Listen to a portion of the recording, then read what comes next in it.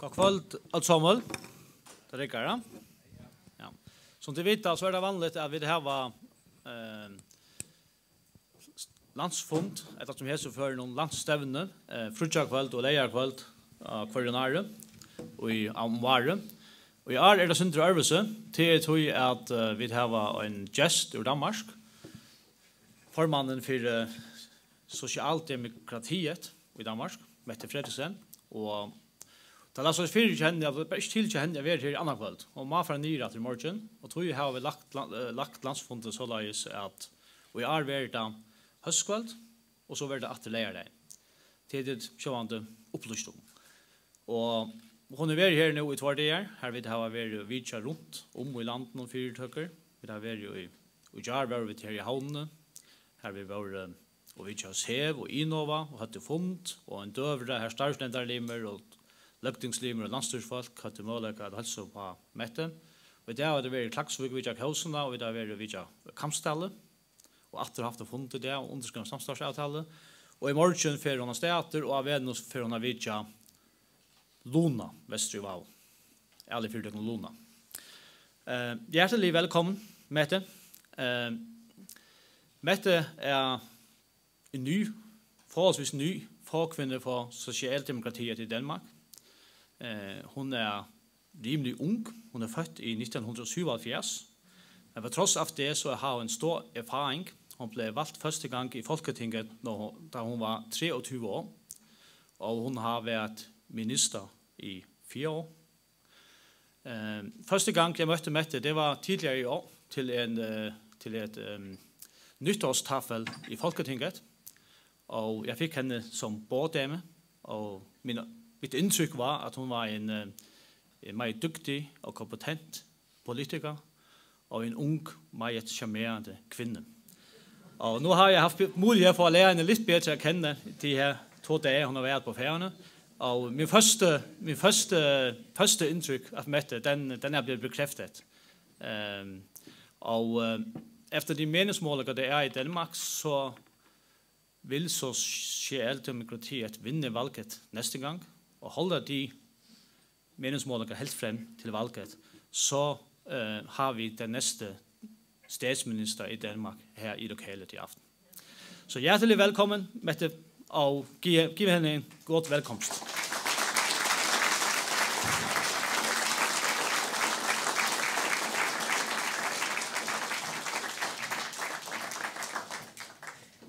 Tusind tak for det, og nu må vi jo se, om det første indtryk holder hele vejen til i morgen, når vi siger på gensyn. Det er altid et særligt privilegium at få lov til at gæste et andet partis landsmøde, kongres, og derfor vil jeg bestræbe mig på både at tale om det, vi er fælles om, vores rigsfællesskab, vores grundlæggende socialdemokratiske værdier, men måske også for et par ord til, hvad det er for en grundlæggende politisk analyse, vi har i Socialdemokratiet i Danmark.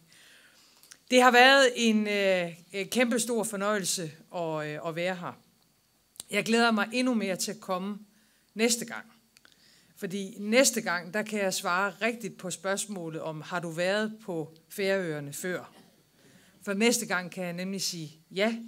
Denne gang har jeg været nødsaget til at sige nej. Det var på tide, jeg kom hertil, og vil gerne takke jer alle sammen for den varme velkomst, både til mig selv, men også til Martin og Sara, som er med. Tusind tak for planlægningen af besøget, men også tak for den tid, mange af jer har brugt på vores besøg. Jeg var sådan set blevet advaret om, at naturen kan virke helt overvældende, og det gør den. Hvad jeg ikke helt vidste, er, at man også kan blive helt overvældet over at være sammen med jer. Fordi I er et folk, som gerne deler ud af erfaringer, drømme, tanker og idéer. Og man er ikke sammen lang tid med nogen af jer, før man er inde i en lang diskussion om både fortid, nutid og fremtid. Det er en fornøjelse. Faktisk var Færøerne det land, jeg først gerne ville besøge, da jeg var barn. fordi min helt store passion har faktisk hele mit liv været lunden, altså søpapegøjen. Det har jeg aldrig delt med nogen før. Det var det første dyr, jeg rigtig fattede interesse for, havde store drømme og planer om at rejse til Færøerne, og nu er det heldigvis lykkedes, om end at vi ikke har set meget til søpapegøjerne, mens jeg har været her. Jeg sagde fra starten, at det vigtigste med mit besøg denne gang, det er at blive klogere. Klogere på Færøerne, klogere på jer, klogere på, hvordan rigsfællesskabet ser ud, når man sidder her og ikke i Danmark. Og dermed klogere på det, der skal være vores fælles fremtid. Og det er blevet. Alle danskere kender jo selvfølgelig Færøerne, og vores historie er jo på godt og ondt filtreret aldeles ind i hinanden, ikke mindst hvad angår familiebånd. Men det er ikke så mange danskere, der har haft fornøjelsen og privilegiet af at være her og besøge jer. Til gengæld kender alle efterhånden Sjúrður, som jo er ved at blive sådan et fænomen i dansk politik. Hvordan går det, Sjúrður, som du nu er blevet kendt for at have sagt til Lars Løkke Rasmussen? Og jeg vil sådan set gerne benytte lejligheden i aften til at takke dig for dit store arbejde i Folketinget. Du er en skattet kollega blandt socialdemokrater, men du er også en meget, meget fin repræsentant for Færøerne, ikke alene i Folketinget, men i Danmark, og det kan I andre jo glæde jer over, som ikke har hverdagen til at gøre det. Du er vældigt, du er meget velforberedt, og så er du ualmindelig sjov. Så tak for en meget, meget fin indsats i både vores gruppe og i Folketinget. Jeg vil også sige til jer, at selvom alle danskere selvfølgelig kender Færøerne, så tror jeg også, man må sige, at der er ikke ret mange af os, der kender det moderne Færøerne. Og man bliver faktisk overrasket, må jeg være ærlig at sige, når man kommer hertil og gæster jer i dag, hvor hurtigt tingene går. Man skal jo ikke køre mange kilometer, før man ser et nyt byggeri, og den økonomiske vækst er meget, meget tydelig. Jeg havde lejlighed i dag til at tale med en række af de faglige ledere, og nu har jeg jo arbejdet sammen med fagbevægelsen i mange år, har også selv været en del af den. Det er jo sjældent, at tilfredsheden er så stor, og det er jo simpelthen, fordi det går jer så utrolig godt. Beskæftigelsen den er høj, arbejdsløsheden er lav. Akademikernes formand siger, tænk, at nu begynder vi at se unge akademikere, der kommer tilbage. Vi kommer til at mangle både pædagoger og lærere, og på havet er mulighederne blevet mange flere. Turistindustrien er, så vidt jeg kunne læse mig til det, næsten fordoblet på 5 år, og mulighederne er jo mange flere. Og nogen kunne jo så fejlagtigt tro, at den udvikling var kommet under alle omstændigheder, men I kan i mine øjne tillade jer at tage en del af æren for både udviklingen, men også for forvaltningen deraf. Og det gælder jo ikke mindst på fiskeriet, hvor man må sige, det buller derudad. Og besøge uddannelsesinstitutioner her i landet og se de nye, der kommer til, kan jo gøre enhver misundelig i Danmark, skulle jeg til at sige, fordi standarden den er høj. Og det er fantastisk at opleve, hvordan I, så vidt jeg kan se, på kryds og tværs af generationer og land og by, står ved, at uddannelse er noget af det aller vigtigste, I kan give til de næste generationer. Og så er I jo i gang med at binde de mange øer endnu bedre sammen. Imponerende anlægsinvesteringer, I har sat i gang. Jeg tror nok, det svarer til, at vi skulle bygge 4 Femern-forbindelser med det, I har sat gang i, og vi er stadigvæk ikke kommet i gang med den ene. Så også der må man sige, at I er i gang med at skabe det moderne Færøerne, jeres Færøerne. Derfor også i aften en særlig tak til dig, Axel. Jeg kan også godt huske vores første møde, og du er jo ikke første gang, man møder dig, en mand af mange ord. Faktisk utrolig få ord. Og du er heller ikke anden gang, man møder dig, en mand af mange ord. Faktisk af få ord. Der er kommet lidt flere på, som timerne er skrevet frem. Og jeg tænker egentlig, at den enorme ro, du udviser, den skal man ikke lade sig snyde af. Fordi jeg er slet ikke i tvivl om, efter de samtaler, vi har haft, at din retning, den er du fuldstændig klar på. Og sagt her i lokalet til gode partikammerater, jeg kan jo godt mærke, når jeg er her, at spændingsfelterne på Færøerne er mange, og at uenighederne er til stede i det her samfund. I øvrigt lidt på kryds og tværs. I flytter nogle hegnspæle i de her år. Og så vidt jeg kan se, det gør I det uden store fanfarer og uden store ord. Men I gør det. Og det er jo det, man skal måle os socialdemokrater på. Der vil altid være nogen, der råber højere end os. Der vil altid være nogen, der er bedre til resolutioner og til revolutioner og til de store ord, til parolerne. Der vil altid være nogen, der i hvert fald på papiret kan tilbyde vælgerne endnu mere og endnu hurtigere. Men det er jo os, der skaber resultaterne. Og derfor, jeg har luret dig nu, at man skal ikke lade sig narre af det rolige stillesind.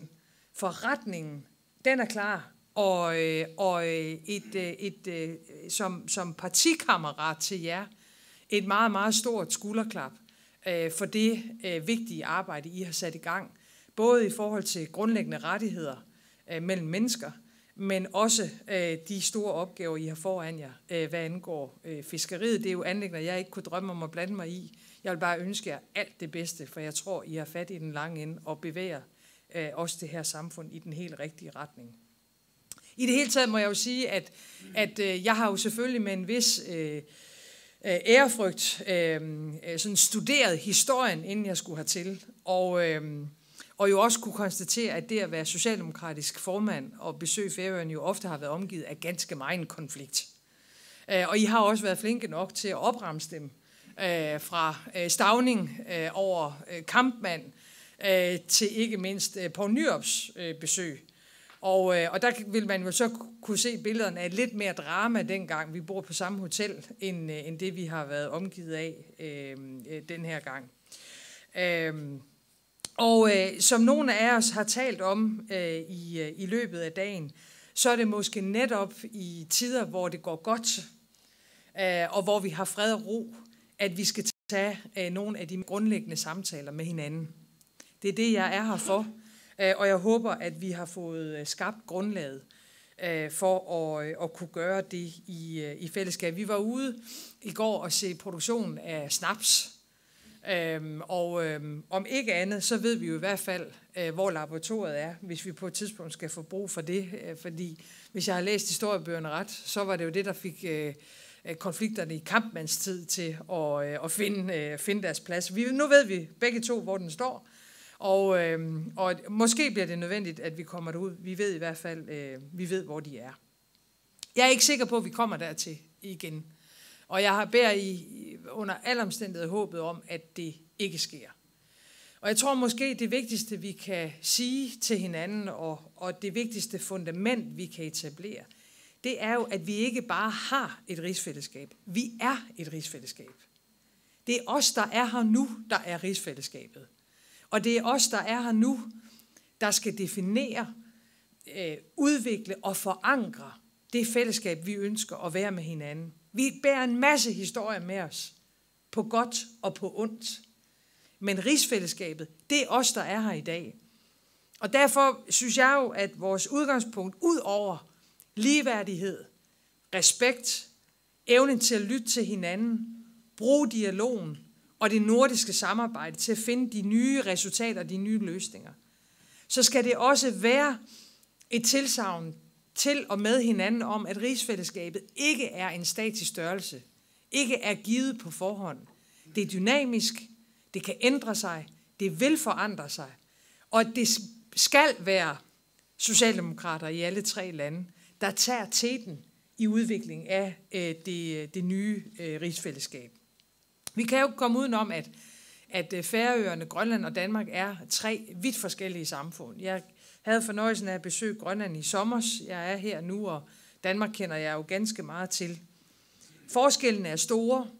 Præmisserne for vores samfund er vidt forskellige. Vi er ikke enige om alt, og der er også mange ting, vi ikke ser ens på.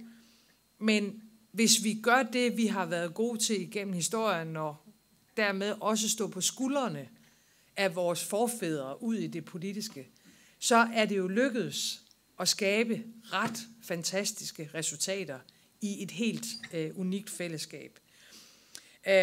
Og fordi rigsfællesskabet netop er så levende og skal være så levende, så har vi jo sådan set også muligheden for måske at vise resten af verden, hvordan man kan gøre det.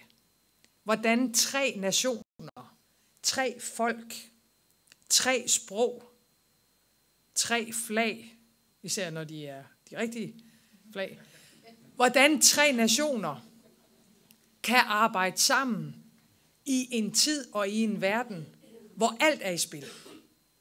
Og hvor mange, hvis vi gør det rigtigt, vil kigge i vores retning for at finde inspiration i, hvordan man faktisk kan leve sammen.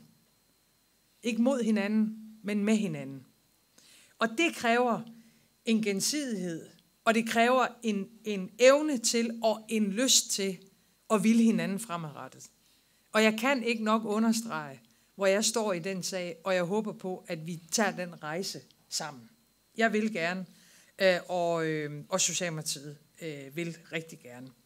I former den færøske fremtid. Vi får forhåbentlig lov til at sætte vores fingeraftryk på den danske fremtid. Og de diskussioner, der pågår her i landet, også omkring ny forfatning og Færøernes rolle i det internationale verdenssamfund, vidner i mine øjne mest af alt om, at I ønsker at påtage jer ansvaret for jeres egen fremtid. Og det kan jeg kun støtte og bifalde og gøre, hvad jeg kan for at støtte op omkring. Jeg tror, det kræver et tæt og et tillidsfuldt samarbejde, og det har vi forhåbentlig fået lagt grundlaget for at kunne gøre nu. Jeg vil også sige til jer, at jeg tror, vi får brug for hinanden. Ikke kun på grund af vores historie og vores sådan umiddelbare geografiske nærhed, men også fordi vi har en verden, der er så meget i opbrud. Jeg tør ikke sige i dag, hvor den nye amerikanske administration ender, og hvad det er for en udenrigspolitik, Trump kommer til at sætte sig bag. Jeg kan se et mere aggressivt Rusland, end vi har oplevet igennem rigtig mange år. Jeg kan se en Erdogan i Tyrkiet, der vender sig væk fra Europa. Jeg kan se et Brexit, som måske kun er starten på, at Europa skal finde sig selv og hinanden i en helt ny rolle. Jeg havde i sidste weekend fornøjelsen af at besøge de danske soldater i Irak. De gør et fantastisk stykke arbejde dernede. Men jeg må også sige, når man bevæger sig rundt i Mellemøsten, så er det svært at bevare optimismen. For konflikterne der, ikke kun i Syrien og Irak, men også i lande som Afghanistan og Yemen, er jo så dramatiske og så grundlæggende, at jeg ikke tror, vi ser et fredeligt Mellemøsten de næste mange år. Og lægger vi alt det her sammen, så er det mit håb, at de nordiske lande vil søge tættere på hinanden, i stedet for væk fra hinanden. Og at vi ikke alene bruger hinanden her til at have et samarbejde mellem nationerne, men at vi også her i lokalet bruger vores samarbejde til at udvikle det socialdemokratiske samfundsprojekt. Og det skal så måske være min afslutning, fordi når man ser ud over verden, der er jo mange steder, man godt kunne tænke sig at besøge, og også mange steder, man kan hente sin inspiration fra. Jeg vil alligevel sige til jer, helt hårdnakket faktisk, at der er ikke noget sted i verden, hvor man er lykkedes så godt med at skabe en stabil samfundsudvikling, som i de nordiske lande. Den nordiske samfundsmodel, det nordiske velfærdssamfund, som jo er kraftigt inspireret af de socialdemokratiske værdier. Fri og lige adgang til den grundlæggende velfærd. Ideen om, at de bredeste skuldre også bærer de tungeste byrder. At mennesker er ligeværdige med hinanden. At vi er funderet i en stærk demokratisk tradition, som er transparent og hvor vi behandler hinanden ordentligt. Hvor uligheden ikke får lov til at vokse sig for stor. Og hvor vi hele tiden søger fremskridt, ikke kun for de få, men for de mange. Det er vores samfundsmodel. Og vi er ikke ret mange, der har den. Og den vil blive udsat for et voldsomt pres med en globalisering, der nok for mange steder har fået lov til at løbe for hurtigt. Med en ulighed, der stiger alle steder. Og med en enorm konkurrence på arbejdsmarkedet, som for mange lønmodtagere betyder, at velerhvervede rettigheder pludselig sættes under pres. Og det er der, vi skal stå fast. Så når andre vil svække det nordiske velfærdssamfund, så skal vi styrke det. Og vi skal turde tro på, at det er vores samfundsmodel, der også kan bære ind i fremtiden. Det er mit håb. Og med det siger jeg også, at vi socialdemokrater i Norden i mine øjne skal rykke tættere på hinanden, bruge samarbejde til at udvikle vores samfund, men jo altså også stå sammen i en tid, hvor gode venner ellers kan blive rykket fra hinanden. Man kan måske sige det på den måde, som jeg selv har udtrykt det, at kapitalismen er blevet syg. Vores samfund bygger jo grundlæggende på en ret stærk kontrakt mellem markedet og mennesker. Vi har givet plads, det har I også her, til et stærkt privat erhvervsliv, som har fået lov til at være både innovativt og skabe arbejdspladser. Men i de nordiske lande har vi også tur at regulere det.